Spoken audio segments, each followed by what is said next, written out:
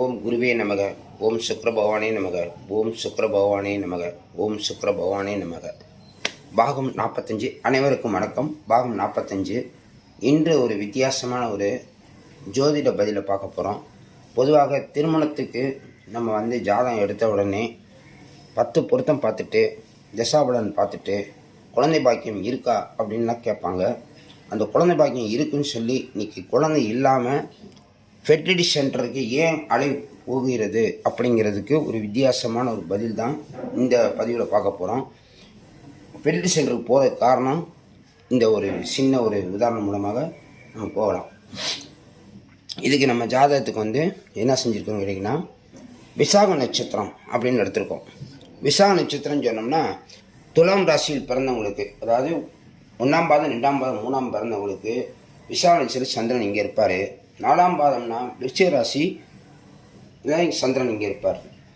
இதற்கு 5வது நட்சத்திரத்தில் குரு இருந்தால் நல்லா கவனிக்கணும். விசாக நட்சத்திரம் இது. அதுக்கடுத்து இங்கே அனுஷம் 2வது வரும், கேட்டை 3வது வரும், 4வது மூல நட்சத்திரம் வரும், 5வது பூராட நட்சத்திரம் வரும். அந்த பூராட நட்சத்திரம் சுக்கிரன், இது குரு இருந்தால் பூராட நட்சத்திரம் சுக்கிரனுடைய நட்சத்திரம் தான்.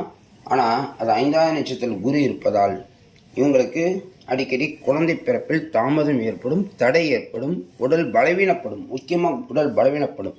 இந்த மாதிரி அமைப்புள்ள ஜாதகத்துக்கு அமைப்பு இந்த மாதிரி அமையும். சரி, நம்ம எதை மேலே கொடுத்துருக்கோம், என்ன கொடுத்துருக்கோம்னா, நட்சத்திரம் விசாகம் துலாம் அல்லது விருச்சிக ராசி, குரு நின்ற நட்சத்திரம் பூராடம், 5ஆம் நட்சத்திரத்தில் குரு நிற்பதால் குழந்தை பிறப்பில் தாமதம் ஏற்படும். அடுத்தபடியாக என்ன கொடுத்துருக்கோம், தசாநாதன் சனி நடக்கும். கண்டிப்பாக விசாக நட்சத்திரத்தில் பிறந்திருந்தால் திசை சனி திசை நடந்துகிட்டு இருக்கும் திருமண வயதில். அதற்கு பிறகு ஏன்னா விசாக நட்சத்திரத்தில் பிறந்திருந்தால் குறைந்தபட்சம் ஒரு 14 வருடங்கள் குரு திசையில் ஒரு 10 வருடம் எடுத்துக்கொண்டாலும் தசாநாதன் சனி ஒரு 19 வருஷம் 29 வயசு வரைக்கும் அவங்களுக்கு அந்த திசை நடந்துக்கிட்டு இருக்கும். இப்போ பாருங்கள், அந்த சனி பகவான் இங்கே தான் இருக்கார். லக்னம் எது வேணாலும் இருக்கட்டும், இந்த சனி பகவான் இன்றைக்கி கோச்சாரத்தில் இங்கே இருக்கார். அவர் இந்த இடத்துக்கு வர்றதுக்கு கிட்டத்தட்ட 25 வருஷம் ஆகும். இப்போ 25 வருஷம் குழந்தை இல்லாமல் போகிறதுக்கு இது போன்ற ஒரு ஜாதக அமைப்புகள் இந்த மாதிரி அமைப்பாக வந்துடும்.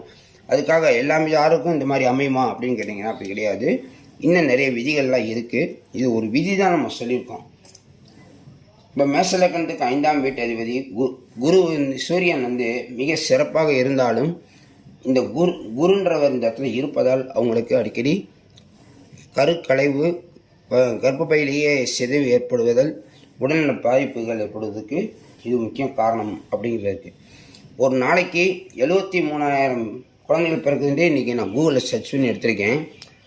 நாள் ஒன்றுக்கு 73,787. நீங்கள் கூட சர்ச் பண்ணி பார்க்கலாம்.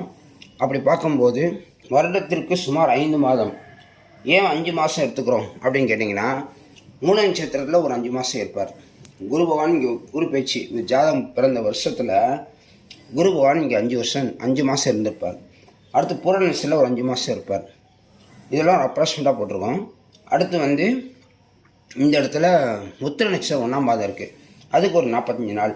மொத்தம் 5 மாதம் மட்டும் பூர நட்சத்திரத்தில் இருப்பவர்களுக்கு சுமார் 3 லட்சம் பேருக்கு, அந்த வருடத்தில் 3 லட்சம் பேருக்கு குழந்தை இல்லாமல் போவதற்கு காரணம் இந்த மாதிரி அமைப்புள்ள ஜாதகம்.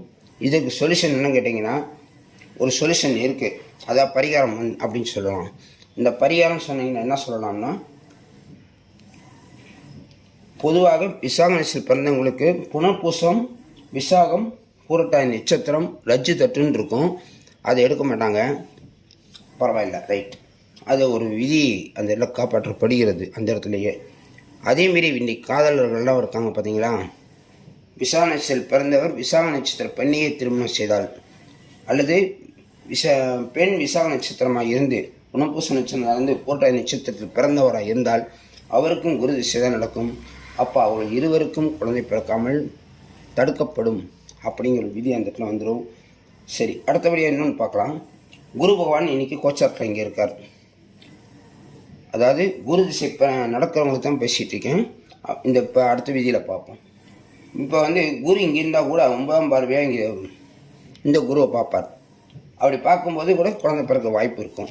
ஆனால் குரு இங்கே கடந்து வந்துட்டார். கடந்து வந்துட்டு இந்த குருவை பார்க்கவில்லை, அடுத்து ஒரு வருஷம் 7ஆம் பார்வையை பார்ப்பார்.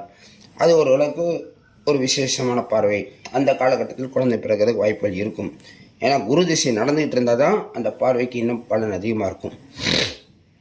அடுத்தபடியாக 1 வருடம் கழிச்சு இந்த இடத்துக்கு வருவார். அதாவது 1, 2, 3, அதாவது இங்கே ஒரு வருஷம், இங்கே ஒரு வருஷம், இங்கே ஒரு வருஷம். அப்போ 3 வருடம் கழித்து குழந்தை பிறக்கிறதுக்கு வாய்ப்புகள் இருக்கும். இதையும் தாண்டிட்டால் 8வது வருஷம் திருமணமாகி 8வது வருஷத்தில் தான் குழந்தை பிறக்கிறதுக்கு வாய்ப்புகள் இருக்கும். அந்த மாதிரி அமைப்பு இருக்கும். ஆனால் அதற்குள் அவர்களுக்கு உடல் பலவீனப்படும் அப்படி ஒரு நிலை. இந்த மாதிரி அமைப்புகள்லாம் சந்திரனுக்கு 5வது நட்சத்திரத்தில் ஒரு கிரகம் இருந்து அது தசாபுத்தி நடந்தால் அவர்களுக்கு அந்த மாதிரி அமைப்பு இருக்கும் அப்படிங்கிறத கூறிக்கொண்டு, இது ஒரு உதாரணத்துக்கு தான் போட்டிருக்கோம். இன்னும் நிறைய விதிகள் சொல்லிக்கொண்டே போகலாம். குழந்தை பிறப்பதில் தடுப்பது இந்த கிரகம் அப்படிங்கிற ஒரு கான்செப்டுக்காக இது நம்ம எடுத்திருக்கோம். திருமண பொருத்தம் பார்க்க கீழே நம்பர் தர்றேன், வாட்ஸ்அப்பில் அனுப்புங்க, நம்ம பொருத்தம் பார்த்து தரலாம். ஓகே, இந்த பதிவு பிடிச்சிருந்தா மற்றவங்களுக்கு ஷேர் செய்யுங்க. குழந்தை பிறக்காதவங்களுக்கு இந்த மாதிரி பதிவு அனுப்பிட்டு இருவர் ஜாதகம் அனுப்பிவிட்டிங்கன்னா நம்ம ஆய்வு செய்து அவர்களுக்கு நம்ம குழந்தை எப்பொழுது பிறக்கும் அப்படிங்கிறத நம்ம கொடுக்கலாம் அப்படின்னு கூறிக்கொண்டு அடுத்த பதிவில் சந்திப்போம். சப்ஸ்கிரைப் பண்ணுங்கள். அப்போ தான் இந்த போன்ற வீடியோக்கள் நம்ம போடும்போது உங்களுக்கு வேகமாக வந்து சேரும் என்று கூறிக்கொள்கிறேன்.